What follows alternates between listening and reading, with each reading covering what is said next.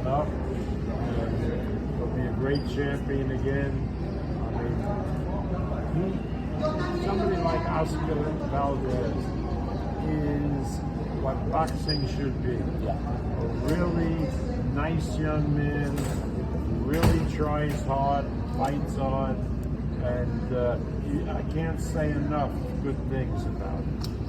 About making history, the best promoter ever, Cenis Estrada, Yocasta Valle. It was a great fight. Yeah, that was a terrific fight. She's very, very accomplished. Yeah. I had the fight scored the same way as the judges.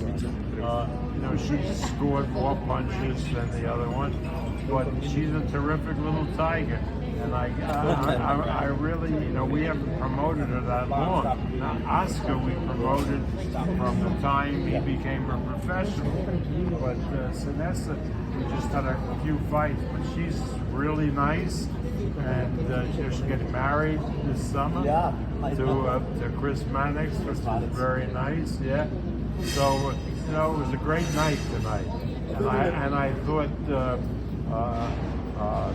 Delgado looked really good, and our lightweight Mateo looked really good, and so it was a good night. What do you think is next for Cenis Estrada? Do I know? I don't know one of these fighters from the other, but the matchmakers are learning about the women, so we'll figure it out. Tonight, Fernando Lopez and Oshaki Foster were in attendance. I think I know why. They wanted Oscar Valdez to win. Do you leave it up to Valdez's team which one of those two, if that's the choice, who they would face next? Well, or neither, because both of them are champions, and maybe the better fight is them for to fight each other, for a unification. We'll see. I mean, you can't make decisions tonight. I mean, that's stupid. So, Oscar has a lot of good opponents to fight, and he's going to have a future career for the next few years, which he's going to capitalize on. Well, what do you make of Oscar and Shakur Stevens trading jabs back? What do you make of Oscar De La Hoya and Shakur Stevens trading jabs on social media? Oscar De La Hoya did what? He's trading jabs with Shakur Stevens online on Twitter, just taking shots at each other. Who?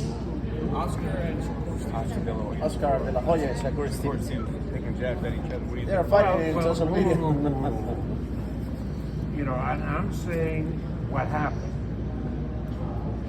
when this kid, what's his name, Oscar's fight, William Zepeda, Cameron Zepeda. When he won his fight, it was Oscar that said, "Bring on Shakur, bring on Shakur."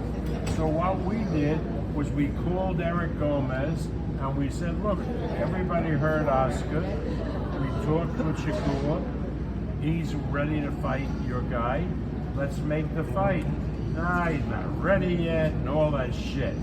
Let me tell you something. I mean, if you take a lightweight division and you have him fight Shakur, it's like sentencing him to death because nobody can beat Shakur. Technically, he's fantastic. But I didn't open my mouth. I didn't propose it. Shakur didn't propose it.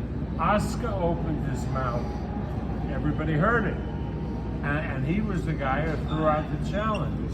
But again, what it proves, and I love Oscar because he was my fighter, for the years. But, you can't take what Oscar says at face value. You can't, because he gets carried away.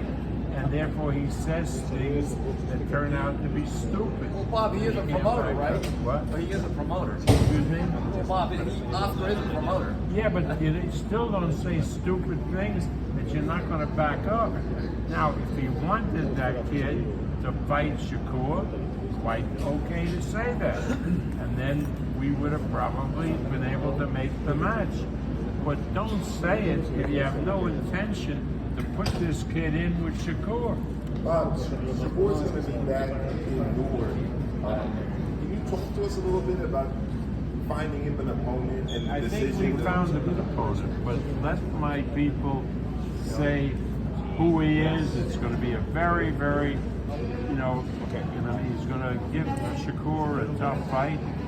That being said, nobody beats Shakur. I said that, but let them make the announcement when it's appropriate. I don't know if all the papers are signed and so forth, but we have picked out the opponent has agreed, and Shakur is. All right, thank you guys. Thank you. Thank you guys. Thank you.